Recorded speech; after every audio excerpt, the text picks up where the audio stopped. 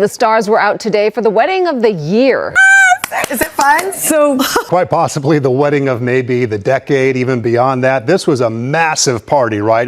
In the Canal City, a constellation of A-list stars, the Kardashian clan. You look amazing! Sydney Sweeney, Oprah, Usher, Orlando Bloom, all in Venice for the $76 million wedding of the year. Billionaire Amazon founder Jeff Bezos saying "I do" to former TV reporter turned socialite Lauren Sanchez Bezos. How can sex appeal earn you billions of dollars? Well, just ask Lauren Sanchez. Because her story is a success story, just not the kind you'd want to read to your kids at bedtime. She didn't build an empire, she married into one. She didn't climb the corporate ladder, she climbed men. From NFL stars and Hollywood agents to the richest man on earth, Lauren Sanchez mastered the art of proximity, charm, and timing. Every relationship was a step up, every breakup a trade up. How's wedding planning? Is it fun? So I'm so excited to announce this. I never thought at 55 that, I'd be getting married. I mean, life is just beginning. It is just beginning. You are preaching to the choir. I just need one person. Just one person. It literally changed my life. One time, Jeff actually told me that. He goes, you're an explorer. And I was like, what? He goes, yes. He goes, you're a pilot. You like to see the world. Lauren Wendy Sanchez was born in 1969 in Albuquerque, New Mexico, into a working-class Mexican-American family. Her father, Ray, was a flight instructor and airplane mechanic, and her mother, Eleanor, worked for the city before eventually climbing into a political role in Los Angeles. From early on, Lauren was exposed to two key worlds: technical precision and behind-the-scenes influence. She learned how to carry herself under pressure from her father and how to navigate power and people from her mother. That combination shaped everything that came next. At Del Norte High School, she stood out. She was voted biggest flirt in 1987, dated athletes, and surrounded herself with popular kids. Even then, she was figuring out how attention worked. And more importantly, how to use it. School wasn't easy for her.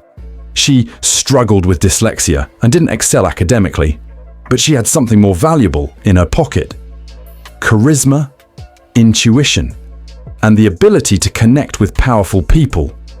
She didn't chase grades, she chased opportunity and men who had it. In college at USC, she got engaged to sportscaster Rory Marcus. He was older, connected, and introduced her to the world of professional sports. It was her first real move into high-status circles. She went to games, met industry insiders, and learned how to blend in. But eventually, the excitement wore off. Rory's lifestyle didn't shine enough, and she moved on. In 1996, she met Denver Broncos wide receiver Anthony Miller. Rich, famous, and at the top of his career, he was the perfect next step. They dated for 4 years and even got engaged, but it ended in scandal when Miller accused her of cheating. The whispers about her motives began here and never really stopped. Soon after, she was seen with Lakers point guard Derek Fisher during his championship years. The relationship was never confirmed, but they were photographed together often. And for Lauren, that was enough. Her name started showing up in gossip columns, and it gave her the visibility she needed to start growing her career in television. Then came NFL legend Tony Gonzalez. Lauren had her first child, Nico, with him in 2001. This wasn't just a romance, it was a long-term tie to wealth and fame. But the relationship didn't last. Gonzalez valued privacy, while Lauren leaned into media attention. They split in 2002, but she didn't walk away. She slowly rebuilt the relationship over time, not romantically, but strategically. Your support squad at the ceremony was amazing optically. You've got your son, Nico, is sitting next to your wife, Toby, right? Mm-hmm. October. Mm-hmm. And then Nico's mom, Lauren, is sitting with Jeff Bezos. Is this all one big happy clan? Yeah. Obviously they are together, and I'm happy for them. I stay out of their personal lives, but it's been great. How's the co-parenting? It's great. I mean, Lauren, obviously we share Nico. Going to college next year, I'm going to miss him. By 2023, she, Tony, and his wife were all vacationing together on Jeff Bezos' yacht. That's not coincidence. That's a pattern. In 2002, she began dating actor Henry Simmons, stepping fully into the entertainment world. Red carpets, industry parties, Hollywood connections. It was a clean, professional, image-building relationship. They broke up quietly, but the access she gained stayed with her.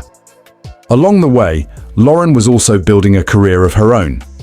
She graduated from USC with a degree in journalism and worked at several Los Angeles TV stations. She won an Emmy in 2001, co-hosted Good Day LA, and reported for Extra. She even made small appearances in movies, always playing a news anchor, a reflection of the real role she was building in public life. Then came her most dramatic shift yet. At 40, inspired by her father, she learned how to fly. That decision gave her something different: authority. She earned her helicopter license and, in 2016, founded Black Ops Aviation, a female-owned aerial film company. Now our own Lauren Sanchez is soaring to new heights as a helicopter pilot. When I first became a reporter, I did it because there was no one else I thought that looked like me. And there certainly aren't many chopper pilots who look like her either.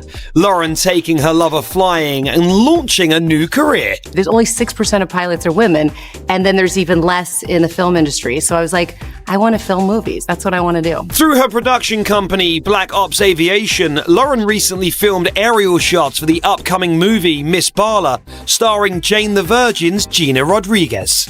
Let's do it. Okay, let's go fly. You're in the back. And right now, she's taking me on a bucket list bird's eye view trip around LA. See, I'm going to give you the Hollywood tours just from the air. Flying over the Hollywood sign. Look at this. Wow. And Extra's home at Universal Studios Hollywood. Then Lauren sprung this on me. You're going to fly. I'm going to fly. You're going to learn how. Let's do it. You only live once. Ah, what am I doing? I think I'll keep my feet on the ground. Wow, wow, wow. Did you have fun? Did I have fun? But as for Lauren, I'm living my dream. Everyone says, like, follow your passion. I loved being on camera, and now I still have a camera. It's just 3,000 feet in the air. It wasn't just a hobby. Her company worked with Amazon, Netflix, and even helped Christopher Nolan on Dunkirk. Now she had her own business, something to bring to the table beyond charm. That same year, she married Patrick Whitesell, one of the most powerful agents in Hollywood. He repped stars like Matt Damon and Hugh Jackman. Their wedding was a Hollywood spectacle, and over the next decade, Lauren became a fixture in elite circles. They had 2 kids and built a life that looked perfect from the outside. Private jets, designer clothes, social media posts of the good life. But behind closed doors, the marriage had lost its spark. By 2018, they were living separate lives. Friends said it felt more like a partnership than a relationship. They divorced in 2019. By that point, Lauren was already positioning herself for what came next. She had the connections, the brand, the business. And when her relationship with Jeff Bezos became public, it wasn't a surprise. It was a continuation. Another move in a long pattern, one step closer to the top. Well, not a detail or expense was spared at the wedding of Amazon billionaire Jeff Bezos and his wife Lauren Sanchez in Venice. The couple tying the knot in front of a VIP guest list after a week of protest and pushback from the residents of the city of canals. In the Canal City, a constellation of A-list stars, the Kardashian clan. You look amazing! Sydney Sweeney, Oprah, Usher, Orlando Bloom, all in Venice for the $76 million wedding of the year. Billionaire Amazon founder Jeff Bezos saying "I do" to former TV reporter turned socialite Lauren Sanchez Bezos. The bride wearing a high-necked corseted Dolce & Gabbana gown with hand-appliqued Italian lace. She spoke to Vogue at a dress fitting. It's elegant, it's timeless, it's soft. Hi, Lorraine, congratulations! Before the ceremony, the 55-year-old boarded a sleek motorboat and blew a kiss. This was her ride to the small island of San Giorgio.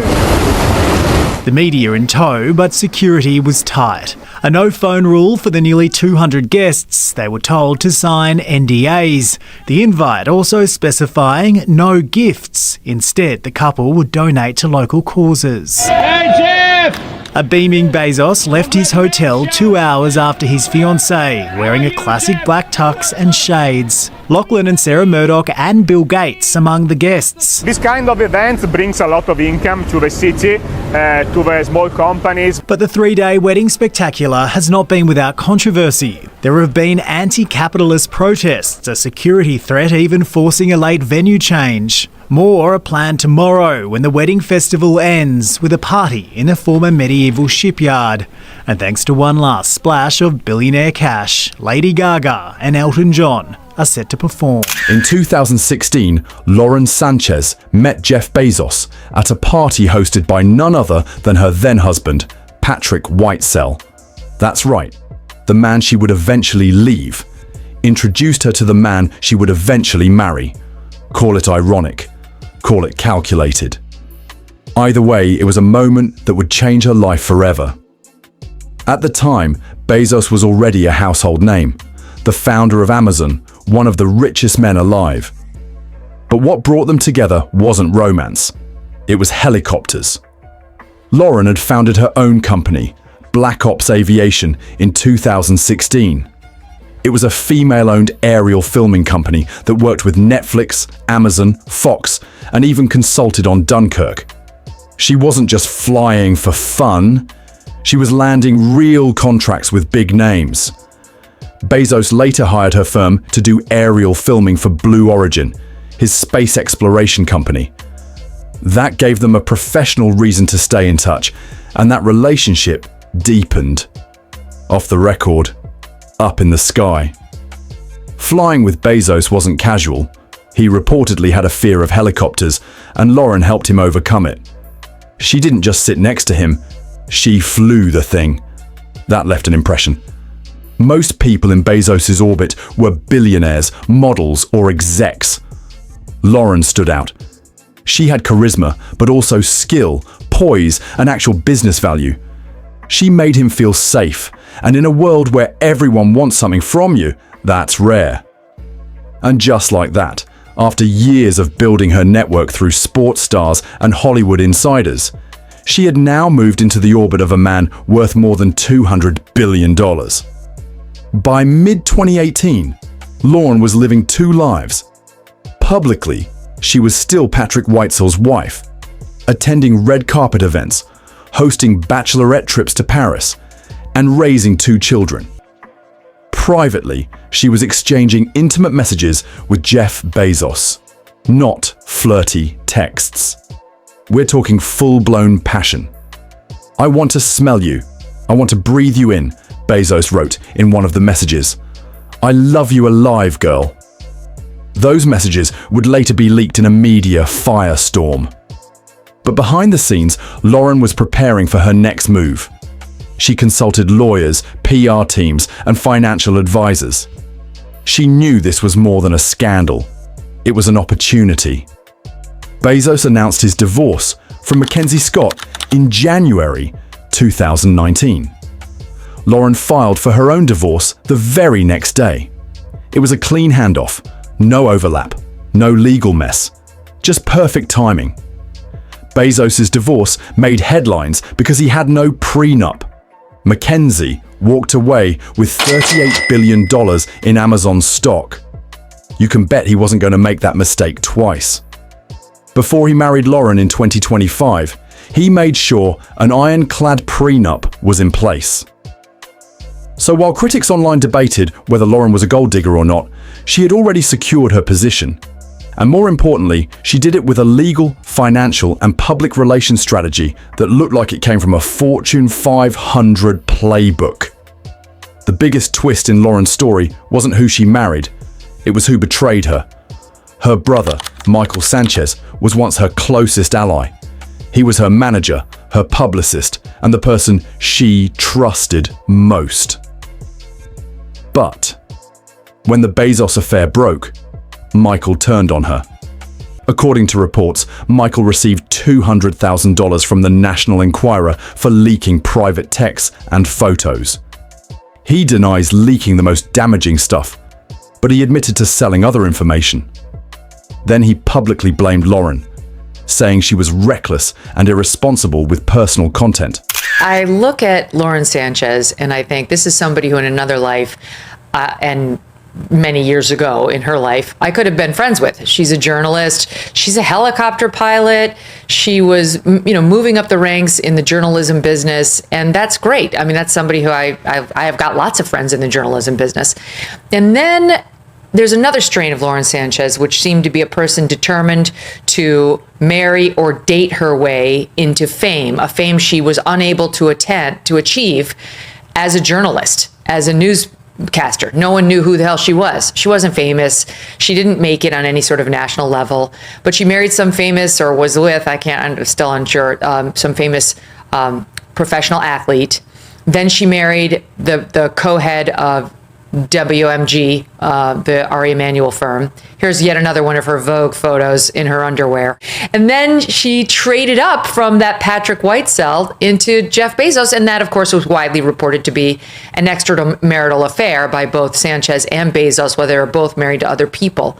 And this is just a long-winded way of saying, I think something's happened to her. Like, she just kept wanting to trade up when it came to money and power and fame, and not coincidentally kept trading up, obviously, on the plastic surgery. Only by up, I mean poorly. She got connected with the Kardashians, all of whom were there by begging, according to Page 6. They had an exclusive that they actually only wanted Kim Kardashian and Kris Jenner, and Kris Jenner begged to have all the Kardashian daughters invited, so they relented.